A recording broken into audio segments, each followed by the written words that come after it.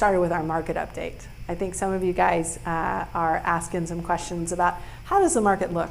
And all of you guys are here on November 1st, and all of you guys are expecting that I'm going to have the October data ready. I am sorry to disappoint you. I do not have the October data ready, only because the MLSs don't have the October data ready. So we're going to review the September data. But as soon as I get these, I do publish them on our Facebook page, so you're welcome to grab them there. So we will look at what happened in September. So I'm going to present this 5 different slides here. The first slide is going to be the roll-up for all of Texas. Then we'll break down the 4 major markets in Texas. We'll talk about closed sales, but we'll also, as we go down to the other major markets in Texas, we'll also talk about pending sales. Pending sales are our closest leading indicator to what closed sales will be next month as we're rolling up and finishing out all of the October data. So as we had mentioned earlier, what's going on with sales prices? The question is, well, compared to what? So most real estate associations, National Association of Realtors, Austin Board of Realtors, Houston Association, all of them, when they're comparing, they're typically not comparing to what it was last month or what it was 6 months ago. Typically they're comparing year over year because of the seasonality that occurs in the real estate market. So if we are looking at the sales price, it was for all of Texas, $412,000 last month is the average. It was up 10% year over year. If we look at closed sales were down. They were down 16% year over year. And we have had a significant increase in inventory, going from a 1.6 month supply of inventory to a 2.7 month supply of inventory. So I know my realtors are familiar with what this term means. For those of you guys who are not familiar with that, I'll explain it for you. Months of inventory basically says if we stopped listing houses today, based on the buyer demand that we've had over the last 12 months, this is how long it's going to take us to run out of an inventory of homes for sale. So right now, if we stop listing houses today, in 2.7 months, we'd be out of inventory. Our typical market is that it's 6 months before we are out of an inventory of homes for sale. So we are still in a quote unquote seller's market because we are still below that threshold. Now, that being said, and I'm going to get just a little baby bit technical here, when sales in the market are going down, doing a 12-month look back, which is how all of the MLSs and the National Association of Realtors measure this, having a 12-month look back it will understate the months of inventory. Okay? Having a 12-month look back when the market's going up in terms of volume, right? It will make the months of inventory look actually higher than it is. So I want you guys to be aware and be careful of that. So when you're doing your months of inventory and you're trying to figure out how long am I going to keep this house, instead of going back 1 year, which is the typical disclosures that your realtor might make you, instead look at it maybe on a 3-month basis, on a 6-month basis. So, and this is true when a market is changing dramatically, like the market that we are in right now. If the market was like, oh, you know, sales are about the same as they were, up 5% versus last year, then you're fine using the months of inventory number. But when they start to go down, and they start to go down at a very significant pace, then you can't rely on that number. So for me personally, I like to use this number to estimate what my holding time is and what my holding cost will be, right? So if you look at days on market, for example, 38 days, you think, well, I'm going to sell my house in 38 days. Well, that 38 days is for lucky ones that actually make it to the finish line, get through all of the options, inspections, you know, underwriting, buyers, you know, etc., and make it to they're the winners, right? But you also want to look like that's your best case scenario on steroids, right? But you also want to make sure you understand what your holding cost and holding time looks like if you are in that average range, which is that months of inventory number. For the Houston market last month, average price $415,000, up 11.6% versus what it was the same time last year. Closed sales down 17% in Houston, and pending sales, our closest leading indicator to what October will look like as we pull it to a close, down 15.5%. So basically, doubling the interest rate has caused sales to drop by somewhere between 15 and 20%, okay? Now, so think if we double the interest rates again, we will see probably an additional, on top of the 15 to 20%, we'll probably see an additional 15 to 20% reduction. So what that means for you guys is, now more than ever, your numbers need to be on point. Now more than ever, your math needs to be right. Now more than ever, your project management needs to be on point. Now more than ever, these properties need to be finished as quickly as possible so they make it to the market as quickly as possible. And we're in a little bit of a tough time now because we still have supply chain disruptions.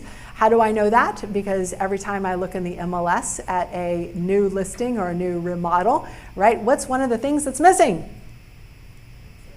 Appliances. I was like, oh, well, there's a hole there. What's supposed to be? Oh, it's the dishwasher that's still 6 months out. Oh, look, you have no vent hood. Yes, you're on delay there. Oh, look, no cooktop. So that's when you know that supply chain issues are still affecting us, right? And then also tell me what's going on with labor. Still in a shortage for labor, right? And prices are still going up for labor. So we're in a very precarious time for us as real estate investors when prices are slipping, not year over year, but from May to where we are right now. And our investment costs are still going up for our renovation. And guess where the sellers are? The sellers are completely up to date on this, right? No, the sellers want what the house was worth 6 months ago when their neighbor across the street for the crappy house that's not as good as theirs sold for insert ridiculous price here, right? So well, you could get that ridiculous price when your payments were $2.50 a month, but now when they're like, $800, $1,000, $1,200 more a month, which is real money, right? That's an issue. So where are people going? In Houston, leases are up 19% year over year. Who are my rental property owners in here? Okay, yeah. So this feels wonderful, right? You're high-fiving yourself from that wonderful decision because lease prices are going up and leases are in very high demand. And I've loved, some of the realtors in the room are kind of familiar with the sellers, the sellers letters, right? So it's like the buyers who are writing these love letters to the sellers, like pick me, pick me, pick me. So those have all been burned. Okay, and now who are they writing them to? The landlords. The landlords. And what are they saying? Pick me, pick me, pick me. What are they giving up now? Somebody said home ownership.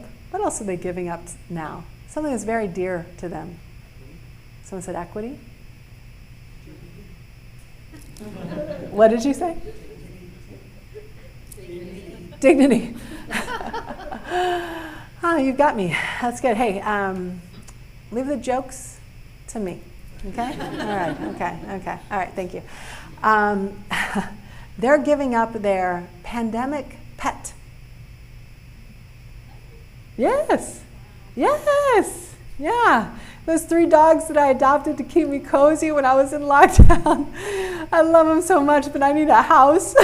I'm willing to let them go. That sounds crazy, but seriously, that's where we're at right now. So let's talk about the Austin market. So prices were up last month 5.6% versus where they were last year, 594,000. Months of inventory, 3.1 months of inventory. Again, I would say this is a higher months of inventory than what we're showing right here, just because of the speed of the interest rate increases and the speed of the reduction in sales. So right now, last month, closed sales were down 18.5% year over year. Pending sales down, let's see here, over 1,200 units versus where we were the same time last year. And then our active listings are up about 250%. Okay, that sounds like a lot. So Mark Twain had a quote that I loved: lies, damn lies, and statistics, right? So yes, and in fact, on the Wall Street Journal article about Austin this past weekend in the Saturday-Sunday edition, it mentioned that fact, right? And but the truth is, if you were really to go back, and again go back, for example, to May 2021. How many months supply of inventory do we have in Austin? It was closer to a 2-week supply of inventory. There were months when it was 0.4 months of inventory, 0.5 months of inventory, 0.8 months of inventory, 1 month of inventory. But now that's not the case. And what was another kind of interesting fact about Austin specifically is last year this time, and even through the beginning of 2022, the closed price to the original list price was up to 106% of the original list price. Right, so if a property was listed for $100,000, it sold for $106,000. Give me 2 seconds. Give me 2 seconds. So I know what you guys are thinking. There's no such animal in Austin that's listed for $100,000, but you get the idea. So so you get the idea. So, but now the close to ask price is 95%. Yes, ma'am. Do you have a question? Yeah. So I was going to ask around just the change in inventory, and do you think that's more of a reflection of the market or the rapid growth of development in Austin? I feel like especially these past couple of years and months, I feel like there's always a crane, there's always a new residential building. There's always a crane. There's always a new residential building in Austin. Yeah. Yeah. For people to move in. So how much of it is? I would say, and I don't have this number memorized, but it's one of the, Austin Title creates a great report. They typically share it with realtors, but they break down total residential sales. And so they got the total, they've got the existing home builds, and they've got the new home builds. I want to say, and some of the other realtors in the room can help me, I think new home builds are only like 10, maybe 15%. So I know it looks like a lot, but as a percentage of the total listings, it's mostly existing home builds. Now, do I think that every tower that's being put up in Austin that they list every single unit on the MLS? And the answer is no, I don't think that, not because realtors are lazy. But because it takes a long time, and it's like this is the same unit except 4 floors down, and I don't need to put this in the MLS. So I think the downturn in Austin is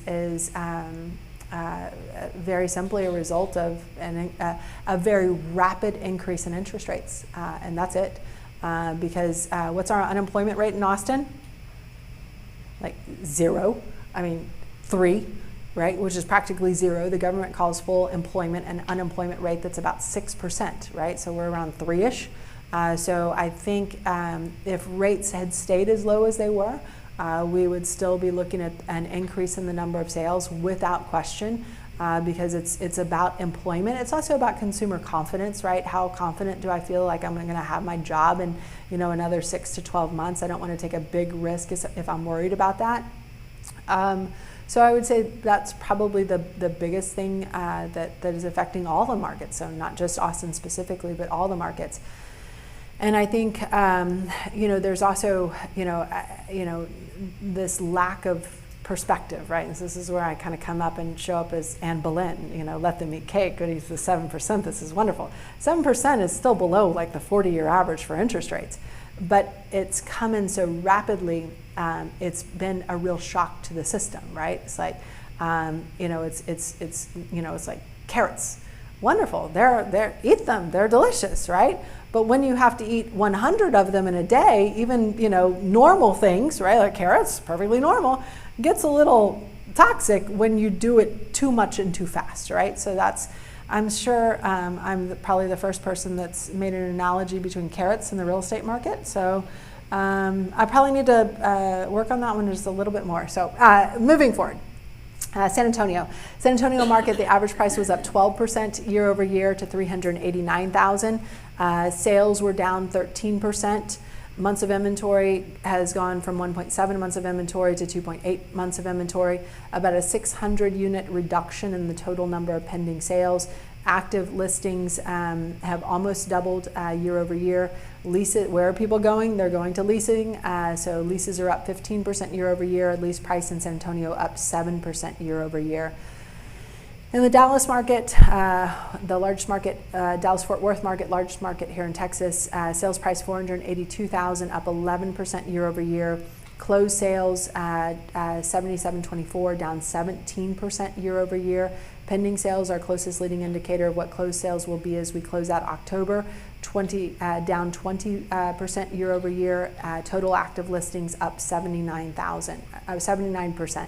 Pardon me, not 79,000. Leases have gone up 22%, and lease prices are up 8% in the Dallas-Fort Worth market to $25.28 a month. Guys, does this give you an idea of what's happening in the marketplace? Okay, good. Does this give you an idea of how much more of a super investor you have to be going forward, in terms of tightening up your numbers, in terms of de-risking your investment? So want to make sure you guys are thinking about all of these things and understanding the market and the dynamics and how we win as real estate investors, even when we have kind of a funny market like what we do right now.